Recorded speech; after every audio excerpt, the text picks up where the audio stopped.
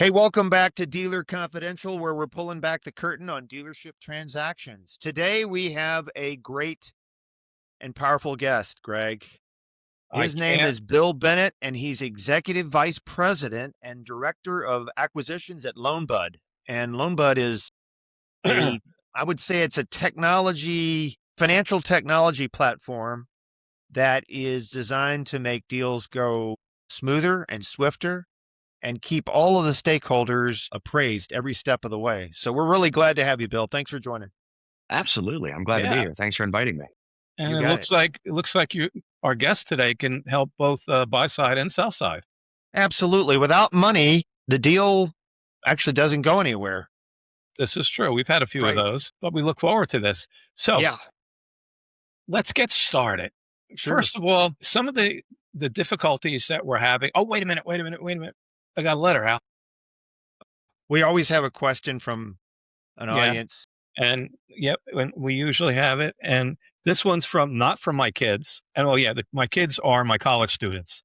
So they're all associated with the auto industry, fathers and all that other stuff. So usually they come up with some great questions. That's But awesome. this one didn't come from a great question from a college kid. This came from one of my past clients, and we put him in a store. And I'm not going to mention his name, but he sent me a note and he called me on the phone about a half hour ago.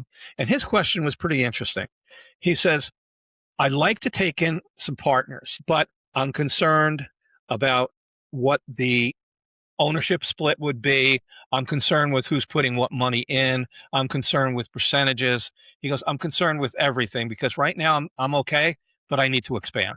And more importantly, how about this? He needs to do a VI upgrade of the building. So he's thinking that maybe if I bring in a partner, maybe if I bring in some money, maybe if I take a loan out instead of paying out of the pocket for this VI, which is going to be about not quite 1 million. It's a domestic franchise. So that's the question for the day. He's like wondering how to do this. So maybe, Bill, you could help out a little bit with that idea, or how Well, would it that be? could be a podcast all of its own. All on I its would own, say yeah. Absolutely. this: partnerships are tricky, and it's like a marriage. You got to find the right balance of skills, not just monetary resources, but skills that complement one another so that the partnership works for both parties, right? Understood.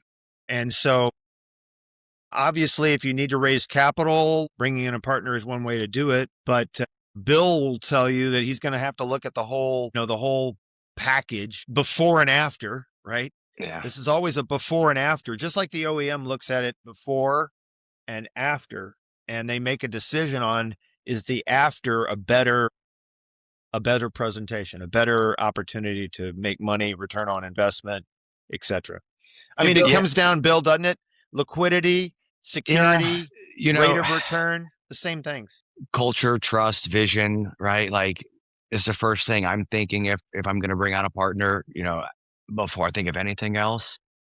But then it comes down to not only what are they bringing to the table, but how much ownership do they want?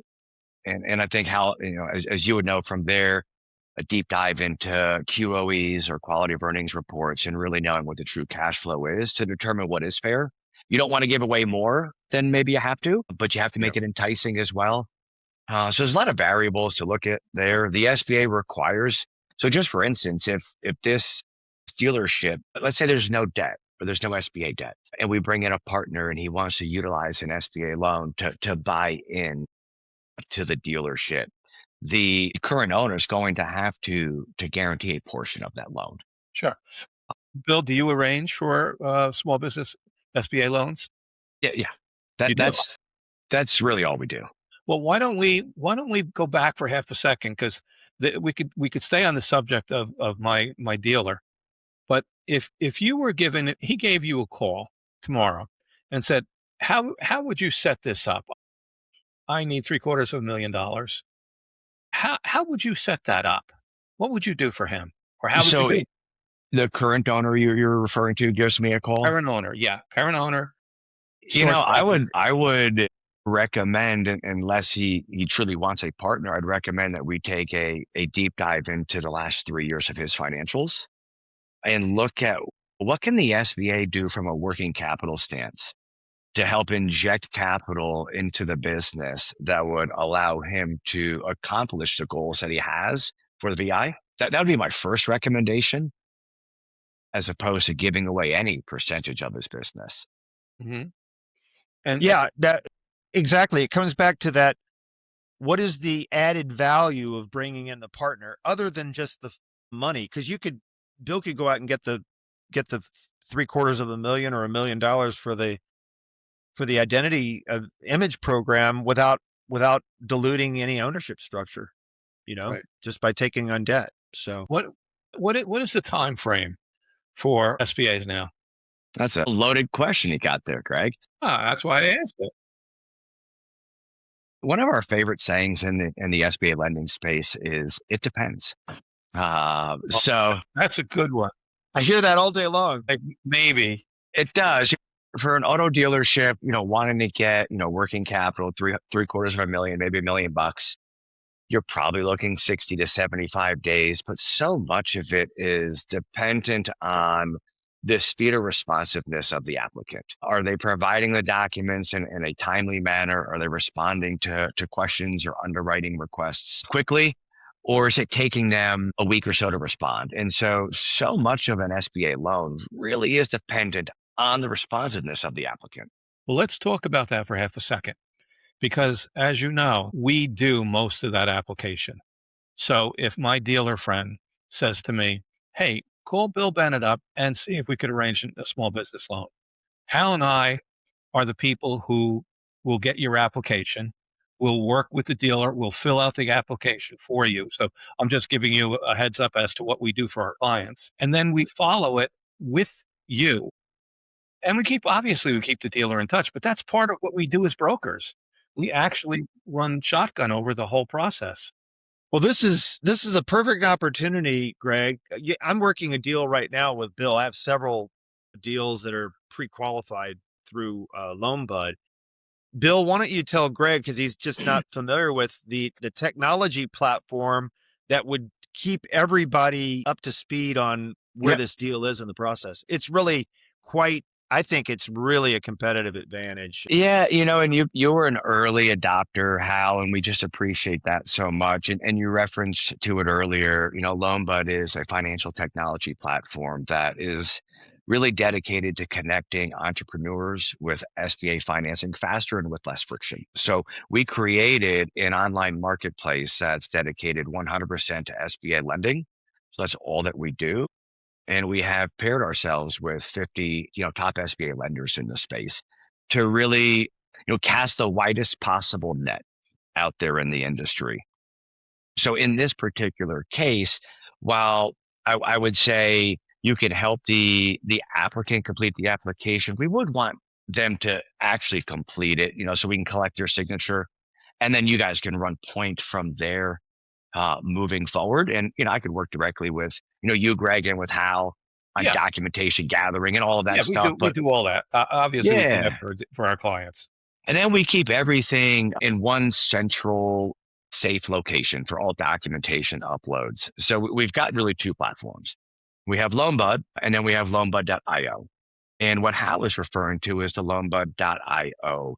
It is our broker pre-qual portal. So that's really where all the business acquisitions, the businesses that are listed for sale, they're all housed there in that platform, where a broker like Hal can register all of his listings for us to review for the maximum amount of SBA loan eligibility for, like an ownership transfer. And he can securely upload all the documents right there. They stay safe with us. They're not shared with anybody.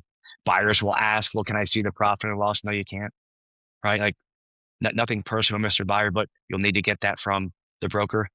Right. So it's really a vault that's secure. And then I start crunching all the numbers and determining, what is the maximum just on the surface? But we can dive way deeper than that. And as Hal knows, he and I will connect, and I'll ask to get more specifics on, seller discretionary earnings, what other expenses can we add back into the cash flow here that maybe are personal in nature and they're not going to transfer over to the, to owner.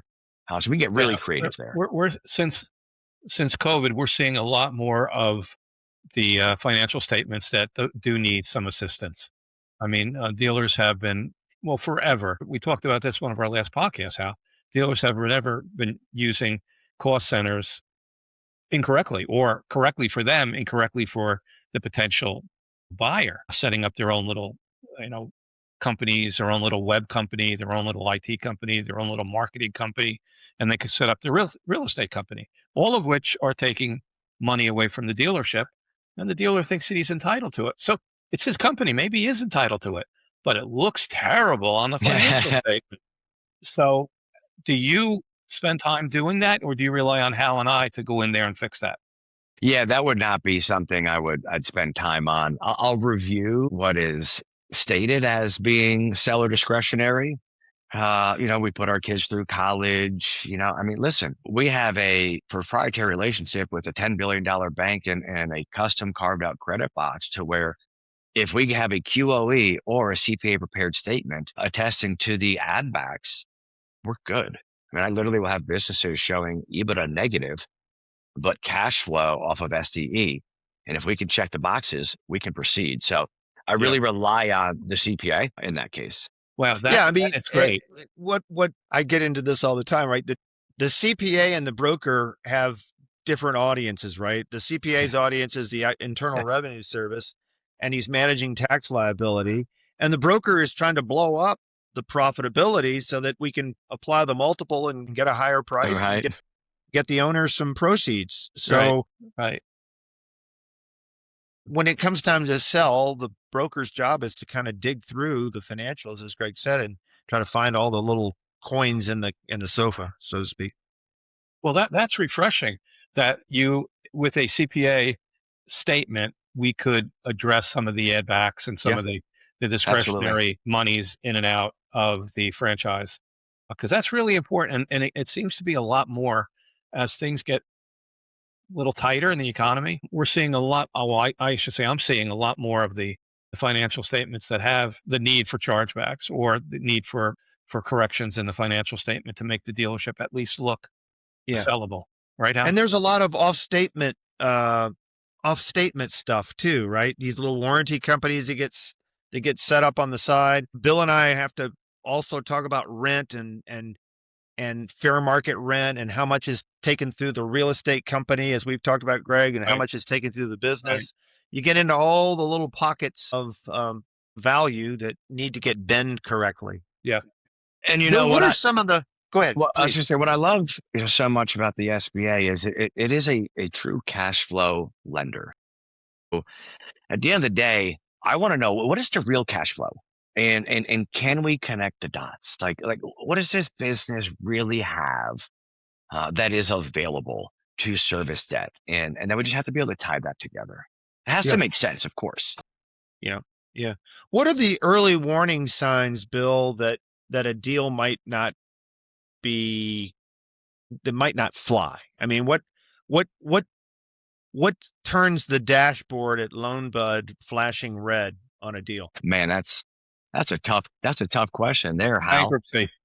Yeah, right. So if we're referring to reviewing a business that's being listed for sale, a red flag to me, it's hard because I work so much with you and your books are so nice, is having all the information, right? A lot of times I will get these SDE with recast calculations back, and there's no explanation.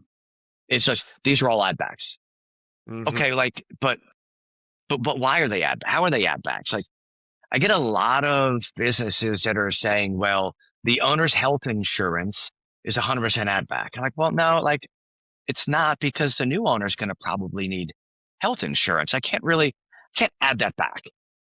So I'll get a lot of that. Or their entire salary is a full add back. Well, I mean, yes, it is, but then I have to assign a placeholder for a new owner's salary. So it isn't necessarily a full add back. And so I think there's a misconception oftentimes in the community as to what really is viewed as a full add back from the lending side. Yeah. Yeah. That's good. We're at 15 minutes right now. So let's stay on for another 4 or 5 minutes, and let's really delve into it. I have just one quick question though. If you start with one bank and you get rejected, what is the opportunity to go take the whole app and go to another bank, or is that Love that question, Greg. Greg, that's the greatest question. You must have planned that question in advance I just for me. did. Shh, All right, don't tell thank you. anybody. So one of the advantages of working with LoanBud is our lender access. We are not a bank. Okay. So let me just go ahead and say that now. We don't lend our own money. Mhm. But the advantage to that is we are not at the mercy of one bank's credit policy, one bank's credit box, one bank's credit comfort. We don't have to worry about any of that. So when I'm reviewing a business for SBA financing eligibility, when I provide a pre-qualification letter, it's not just me providing the letter. I've shared the financials, I've shared my financial workbook and my write-up with the bank that I believe is going to want that loan.